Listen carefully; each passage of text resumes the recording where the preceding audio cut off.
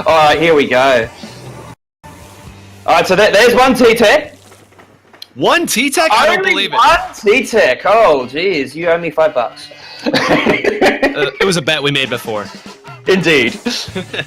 We do see two Splattershot Juniors, though, which is interesting. In Splatoon 1, a lot of people consider it a very niche, sometimes throwing out that M-word meme weapon, but here in Splatoon 2, it really has found a home as the best at charging ink armor.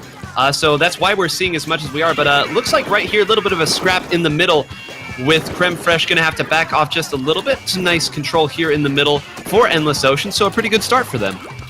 Indeed. We can see Brian here doing the busting out actually the E-leader and not the trusted Firefin scope, possibly for the range, the ink cloud here. Exercising his pressure quite nicely here. Catix, there's Spy there. We're now under Myjin, who is just pressuring Catix to bugger off for just a little bit there. It does look like though here that a Crème Fresh will make the first push. Yeah, they were able to force him back, and I think it was actually the bucket there that fell off. Now we're going to see that Inkjet we talked about not get anything. Very strong play by this Brush. Going to do their best to try to stall this just a little bit. Not going to be able to get the tower, but might give the team just enough time to get back in. In comes the Ink Armor. This Brush is going to have to stay up there and does just that. Great defense there after losing that very first checkpoint. Definitely very considered careful play there as well. You could spy there just a little bit earlier. Myjin's Rapid Blaster harassing quite nicely. Right here though, going for a little bit of a dive, but choosing to bugger off just as he sees the ink armor deployed. A lot of caution from both sides here. And it's easy to understand why, because like you said, if you get past that second checkpoint, it's pretty much GG's. I mean, it's a sprint to the finish line from there. And both teams know that as long as they have one or two people up, there are enough vantage points that they continue. Speaking of players up or down, though, that is the pseudo team wipe right there. Here comes the push from Crème Fresh. You see Majin set up on this left side. Going to be very difficult for them to find a way to push in. Going to be throwing bombs here, harassing. If they're able to get set up right here, which it looks like Majin is, going to be able to harass even more. And I don't think they're going to checkpoint is already cleared, and it's still going, and it's done. It is done. Once they had Overlook right there, that was just all that they could do. They had no way to keep the pressure coming off from there. They didn't have a way down. And it really was, like you said, that pseudo team wipe. It was just they got 3 down and then finished it into the 4th, coupled with the push. The second checkpoint was nothing, and as I said, once you pass that checkpoint, it's so hard to come back. It really is. So I do believe that it was Majin up there who had found a way. I believe it was the combination of Majin and I believe that was Kronos getting up there, putting the pressure on, and getting that 3-down pseudo team wipe that we talked about. So yeah, there you go. The T-Tac and the Rapid Blaster, 2 of the strongest weapons here in the early days of Splatoon 2, getting it done for them. So if you're Endless Oceans, though, I mean, it really was that one slip-up, so it's hard to say exactly how you played. They did get that advantage early on, and actually, if I'm looking... No, never mind. Wait, no, I only see...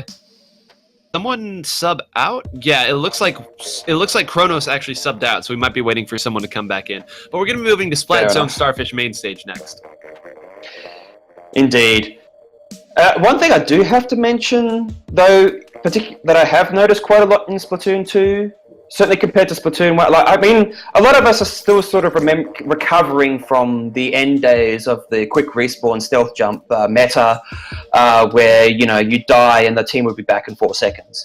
Whereas these early days here in Splatoon 2, like as you mentioned there, just that one slip up by Endless Oceans, like, deaths right now are extremely punishing. And it's you can have very large control swings in this game from just 2 or 3 players down, and it was just that one slip up. And main stage is definitely one of those stages where that is also very true. It is, especially on zones, because it's a pretty large zone and it's not easy to get back in, especially if Brian goes with that Fire Fin, which I am predicting we're going to see that Bomb Rush able to influence so much. Just able to take back a zone, keep a zone, anything like that. So if I'm in this Oceans, I'm just looking to not die, like you said. Not dying, maybe jetpacks. Just meta it. Jetpacks and armor. Go for it. Hashtag And don't just die. meta. There is the fire fin from Brian. Umbrella! Umbrella! Oh, Broly! Nice! Running quite a lot of sub-saver, by the way. Sprinklers, making it rain, gonna try to do it. Rain ahoy, rain ahoy. Majin already rushing down very quickly here though, in the zone already, applying pressure with the rapid here, and the armor here to back him up as well. Very strong start here by Crème Fresh. Yeah, that was actually that was a huge gambit that Endless Oceans ran there at the start. You saw they sent 2 people, including the bucket, all the way up on the far left there, and that kind of just let Majin get set up in the front of the zone without anything to challenge because of that 2 down, and Majin just says, I'm gonna go for a swim. Oh dear, I don't think he planned for that. Probably not.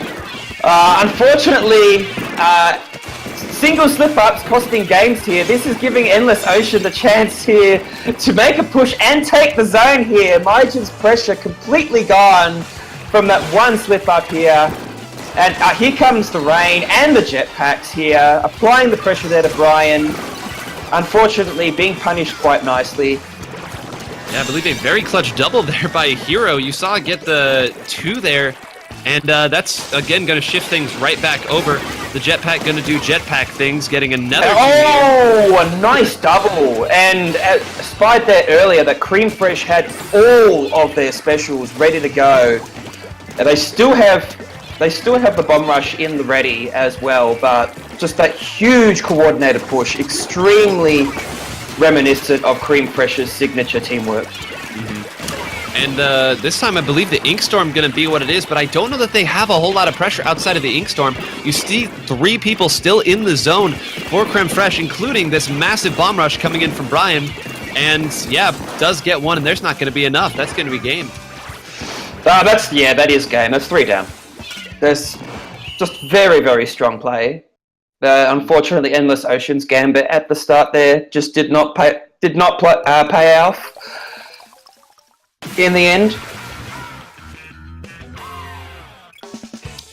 Yeah, unfortunately, they did do a great job of stealing it back there, but then I really do think it was that one play, as you see there with the top KA, moving in, got the quick double on the returning jetpack in an additional one. That was both of the shooters down for Endless Oceans, and when 2 of your shooters are down, I mean, Brella can do some stuff, Rapid Blaster can do some stuff, but you would certainly like at least 1 shooter to help keep control of that zone. And then once they lost it there, Crème Fresh just set up and, you know, the wheels kind of came off for them. But, you know, that's what happens. Crème Fresh looking very strong here in the early rounds of Booyah Battle 6.